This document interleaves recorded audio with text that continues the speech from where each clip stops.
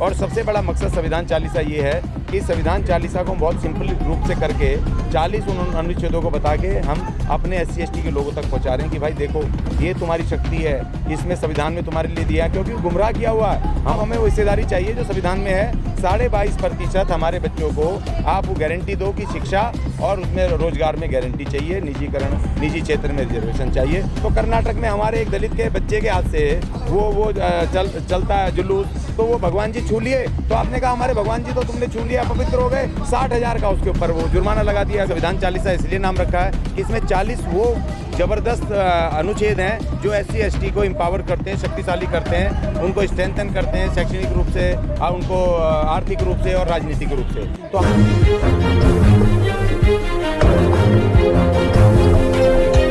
नमस्कार दोस्तों, national India news देख रहे हैं आप और मैं सुशील कुमार। इस वक्त मैं दिल्ली में जंतर मंतर पर मौजूद हूं और मेरे पीछे आप देख रहे हैं कि एक SC ST युवा अधिकार सम्मेलन जो है यहां पर चल रहा है। एक धरना प्रदर्शन का जो है वो आयोजन किया गया है और आप देख सकते हैं कि ये बड़ी हेडिंग में एक शब्द जो लिखा हुआ है संविधान चालीसा। तो संविधान चालीसा को के स्लोगन के साथ में तमाम मुद्दों को लेकर के जो है यहाँ पर एक विरोध प्रदर्शन किया जा रहा है।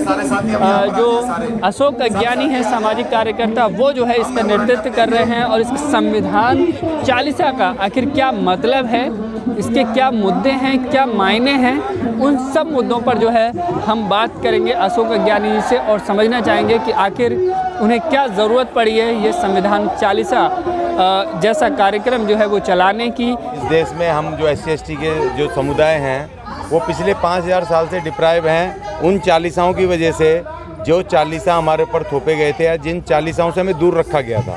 और जब आज़ादी के बाद भारत के संविधान में बाबा साहब ने हमें वो अधिकार दिए, मंदिरों में जाने के अधिकार, हमें वो ग्रंथ पढ़ने के अधिकार, हमें चालीसा पढ़ने के अधिकार, तो फिर उस अधिकारों के बाद भी हमें कुछ मिला नहीं। और बाबा साहब ने हमने संविधान चालीसा इसलिए नाम रखा है कि इसमें 40 वो जबरदस्त अनुच्छेद हैं जो SC ST को एम्पावर करते हैं, शक्तिशाली करते हैं, उनको स्ट्रेंथन करते हैं शैक्षणिक रूप से, उनको आर्थिक रूप से और राजनीतिक रूप से। तो हमने वो 40 अनुच्छेद निकाल के हमने एक पुस्तक बनाई संविधान चालीसा की, और हम उसका प्रचार आज से नहीं 14 मई 2022 से कर रहे हैं। हमने शुरुआत की थी, ये उसी कंटिन्यूएशन में चलता हुआ आ रहा। उसके बाद हम पंजाब, चंडीगढ़, हरियाणा, यूपी, दिल्ली में करते करते फिर वापस आ गए यहाँ पर जंतर मंतर पे। और अब हम अपने SC ST के युवा अधिकार, उनके जो अधिकार हैं युवाओं के, जैसे उनकी धन धरती में हिस्सेदारी, शिक्षा और रोजगार की उसको गारंटी, क्योंकि संविधान ने दी है ना गारंटी है, आप हमें लिखित गारंटी दो, क्योंकि आप सब कुछ बेच रहे हो।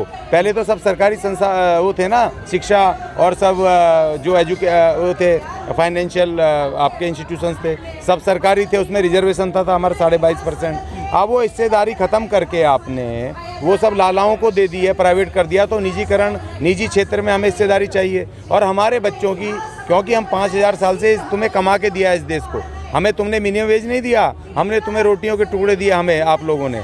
तो इसीलिए भैया अब हमें वो हिस्सेदारी चाहिए जो संविधान में है। 22.5% हमारे बच्चों को आप वो गारंटी दो कि शिक्षा और उसमें रोजगार में गारंटी चाहिए, निजीकरण, निजी क्षेत्र में रिजर्वेशन चाहिए। और सबसे बड़ा मकसद संविधान चालीसा ये है कि संविधान चालीसा को हम बहुत सिंपल रूप से करके 40 उन अनुच्छेदों को बता के हम अपने SC ST के लोगों तक पहुंचा रहे हैं कि भाई देखो ये तुम्हारी शक्ति है, इसमें संविधान में तुम्हारे लिए दिया है। क्योंकि गुमराह किया हुआ है हमारे बहुत बड़े वर्ग को, उनके संगठनों ने गुमराह किया कि भाई तुम तो संविधान तो बेकार है, संविधान में तो कुछ है नहीं। हमारा जो भारत के संविधान का आर्टिकल 25 कहता है कि भाई जो आपको हर मंदिरों में जाने में, अपना अपना धर्म मानने में, अपने भगवान मानने में समान अधिकार हैं। लेकिन जब मंदिरों में जाते हो तो कर्नाटक में हमारे एक दलित के बच्चे के हाथ से वो चलता है जुलूस, तो वो भगवान जी छू लिए। तो आपने कहा हमारे भगवान जी तो तुमने छू लिया, पवित्र हो गए। 60,000 का उसके ऊपर वो जुर्माना लगा दिया अभी 4 दिन पहले।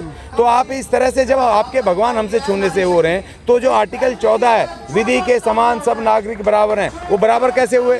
देखिए अभी तक हम 1000 से ज़्यादा प्रतियाँ छपवा चुके हैं। हमारे पास पैसे नहीं है, जितने होते हैं 100-50 वो प्रतियाँ छपवाते हैं। क्योंकि हमें एक प्रति 7 रुपये 8 रुपये की पड़ती है।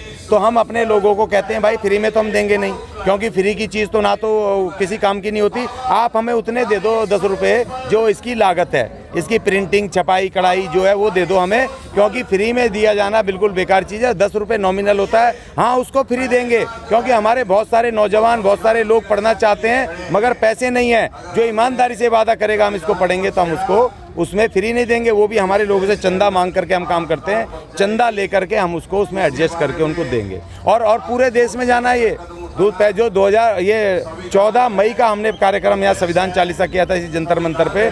25 लाख से ज़्यादा लोगों ने उसको देखा यूट्यूब पे, आपके ये बहुजन चैनल्स और हमारे यूट्यूब चैनल और फेसबुक सोशल मीडिया के माध्यम से। और इसी तरह हम खुद भी जा कर के प्रचार कर रहे हैं, तो वो प्रचार हमारा व्यापक रूप से जा रहा है। आज हमारे पास सोशल मीडिया माता है, तो सोशल मीडिया माता हमारी भी कृपा कर रही है, हमें पहुंचा रही है जन जन तक। आप समानता की बात कर रहे हैं, संविधान चालीसा की बात कर रहे हैं, संविधान की बात कर रहे हैं, लेकिन इसी जंतर मंतर पर जहां आप बैठे हैं आज आपसे ज़्यादा संख्या उन लोगों की है जो हिंदू राष्ट्र की मांग कर रहे हैं। सर बिल्कुल होगी, धन उनके पास, पैसा उनके पास, प्रशासन उनके पास, सत्ता उनके पास, सब कुछ, गाड़ियाँ उनके पास, ट्रक बस उनके पास, तो उनके वो तो खरीद सकते हैं ना लोगों को। यहाँ जितने क्रांतिकारी हमारे कम नहीं है, 100 से ज़्यादा जितने भी लोग बैठे हैं, लेकिन ये सारे वो क्रांतिकारी योद्धा हैं जो बिना लालच के अपना पैसा खर्च करके आए, अपनी रोटी खा के आए, भूखे पेट रह कर गए। तेलंगाना से आए हमारे राजेंद्र झंझोट साहब, ये हमारे चंडीगढ़ से आए, ये हमारे अनार्य जी चंडीगढ़ से आए, ये तमाम लोग अलग अलग जगहों से आए। ये वो योद्धा हैं जो अपना घर बार सब सुख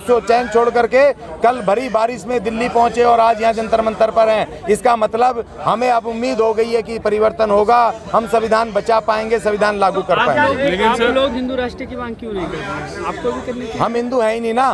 देखो बाबा साहब ने आर्टिकल 330 से लेकर 342 तक हमें इस देश का SC ST और हमें विशेष दर्जा दिया, विशेष नागरिक का दर्जा। अगर वो आर्टिकल 330 से 342 नहीं होते और इसमें 338 आर्टिकल नहीं होता अलग SC ST आयोग का, तो हम भी हिंदू मान लेते। हम हिंदू है ना, चलो हम मान भी लें, हम जा भी रहे हैं उनके मंदिर में, तो वो हमें हिंदू नहीं मान रहे, पीट पाट के भगा देते हैं हमें कहीं पे कहते हैं 60,000 जुर्माना लग गया, कहीं उठा के फेंक देते हैं, पीट देते हैं, या उनका भगवान अपवित्र हो जाता है, उनके मंदिर अपवित्र हो जाते हैं। और तो और भारत सरकार की जो प्रशासनिक गद्दी है, जब अखिलेश यादव OBC का पिछड़ा आदमी मुख्यमंत्री जब गद्दी से उतरता है, तो जब अगला मुख्यमंत्री योगी जी आते हैं अपर कास्ट के, तो उसका पूरा शुद्धिकरण करवाते हैं, धोते हैं और उसके बाद उसमें प्रवेश करते हैं। तो भाई ये मैं नहीं कर रहा हूँ। अगर मैं अब कह रहा हूँ कि तुम मुझे हिंदू मानते नहीं, तो मैं हिंदू हूँ नहीं। अब मैं अपनी वाल्मीकि धर्म को, आदि धर्म को मैं बढ़ा रहा हूँ। तो आप अशोक ज्ञानी जी को सुन रहे थे, जो कि जिस तरह से इन्होंने ये जो संविधान चालीसा का एक जो कार्यक्रम रखा है, संविधान को लेकर के जागरूकता का कार्यक्रम रखा है, संविधान के बारे में इनका कहना है कि घर घर जा जाकर लोगों को संविधान के बारे में बताना है इस कार्यक्रम का मकसद। और जिस तरह की ब्राह्मणवादी जो व्यवस्था में जिस तरह से हनुमान चालीसा या तमाम तरह के जो धार्मिक टर्मिनोलॉजी में समाज उलझा हुआ था, तो उसी तरीके से जो है लोगों को जागरूक करने का जो है अशोक ज्ञानी जी ने ये मेथड अपनाया है। इस इंटरव्यू को लेकर के आपकी क्या राय है, कमेंट करके ज़रूर बताइएगा। चैनल पर अगर आपने हैं तो प्लीज़ चैनल को सब्सक्राइब कीजिए, वीडियो को लाइक कीजिए, शेयर कीजिएगा। बहुत बहुत शुक्रिया, धन्यवाद।